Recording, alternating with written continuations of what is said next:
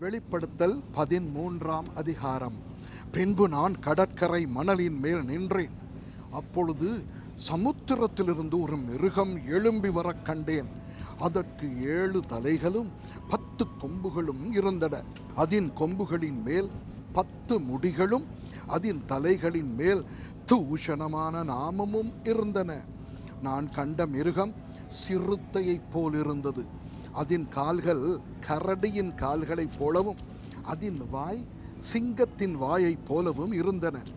வலு சர்ப்பமானது தன் பலத்தையும் தன் சிங்காசனத்தையும் மிகுந்த அதிகாரத்தையும் அதற்கு கொடுத்தது. அதன் தலைகளில் ஒன்று சாவுக்கேதுவாய் காயப்பட்டிருக்க கண்டேன். ஆனாலும் சாவுக்கேதுவான அந்த காயம் சொஸ்தமாக்கப்பட்டது. பூமியில் உள்ள யாவரும் ஆச்சரியத்தோடு அந்த மிருகத்தை பின்பற்றி அந்த மிருகத்திற்கு அப்படிப்பட்ட அதிகாரம் கொடுத்த வலு சர்ப்பத்தை வணங்கினார்கள். அல்லாமலும் மிருகத்துக்கு ஒப்பானவன் யார், அதனோடே யுத்தம் பண்ணத்தக்கவன் யார் என்று சொல்லி மிருகத்தையும் வணங்கினார்கள். பெருமையானவைகளையும் தூஷணங்களையும் பேசும் வாய் அதற்கு கொடுக்கப்பட்டது. அல்லாமலும் 42 மாதம் யுத்தம் பண்ண அதற்கு அதிகாரம் கொடுக்கப்பட்டது. அது தேவனை தூஷிக்கும்படி தன் வாயை திறந்து அவருடைய நாமத்தையும் அவருடைய வாசஸ்தலத்தையும் பரலோகத்தில் வாசமாயிருக்கிறவர்களையும் தூஷித்தது. மேலும் பரிசுத்தவான்களோட யுத்தம் பண்ணி அவர்களை ஜெயிக்கும்படிக்கு அதற்கு அதிகாரம் கொடுக்கப்பட்டதும் அல்லாமல் ஒவ்வொரு கோத்திரத்தின் மேலும் பாஷைக்காரர் மேலும் ஜாதிகள் மேலும் அதற்கு அதிகாரம் கொடுக்கப்பட்டது.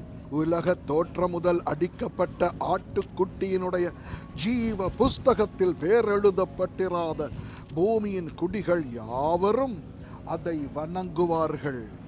காதுள்ளவன் எவனோ அவன் கேட்க கடவன். சிறைப்படுத்தி கொண்டு போகிறவன் சிறைப்பட்டு போவான். பட்டயத்தினாலே கொல்லுகிறவன் பட்டயத்தினாலே கொல்லப்பட வேண்டும். பரிசுத்தவான்களுடைய பொறுமையும் விசுவாசமும் இதிலே விளங்கும். பின்பு வேறொரு மிருகம் பூமியிலிருந்து எழும்ப கண்டேன். அது ஒரு ஆட்டுக்குட்டிக்கு ஒப்பாக 2 கொம்புகளை உடையதாயிருந்தது. வலு சர்ப்பத்தை போல பேசினது. அது முந்தின மிருகத்தின் அதிகாரம் முழுவதையும் அதன் முன்பாக நடப்பித்து சாவுக்கேதுவான காயம் ஆற சொஸ்தமடைந்த முந்தின மிருகத்தை பூமியும் அதன் குடிகளும் வணங்கும்படி செய்தது. அன்றியும் அது மனுஷருக்கு முன்பாக வானத்தில் இருந்து பூமியின் மேல் அக்கினியை இறங்க பண்ணத்தக்கதாக பெரிய அற்புதங்களை நடப்பித்தது. மிருகத்தின் முன்பாக அந்த அற்புதங்களை செய்யும்படி தனக்கு கொடுக்கப்பட்ட சத்துவத்தினாலே பூமியின் குடிகளை மோசம் போக்கி பட்டயத்தினாலே காயப்பட்டு பிழைத்த மிருகத்துக்கு ஒரு சொரூபம் பண்ண வேண்டுமென்று பூமியின் குடிகளுக்கு சொல்லிற்று. மேலும் அம்மிருகத்தின் சொரூபம் பேசத்தக்கதாகவும் மிருகத்தின் சொரூபத்தை வணங்காத யாவரையும் கொலை செய்யத்தக்கதாகவும் மிருகத்தின் சொரூபத்திற்கு ஆவியை கொடுக்கும்படி அதற்கு சத்துவம் கொடுக்கப்பட்டது.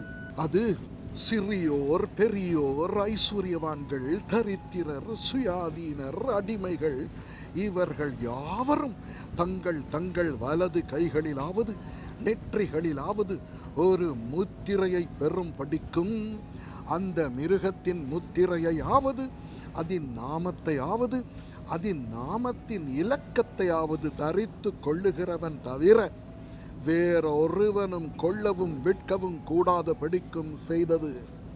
இதிலே ஞானம் விளங்கும். அந்த மிருகத்தின் இலக்கத்தை புத்தியுடையவன் கணக்கு பார்க்க கடவன். அது மனுஷனுடைய இலக்கமாயிருக்கிறது. அதனுடைய இலக்கம் 666. ஆமென்.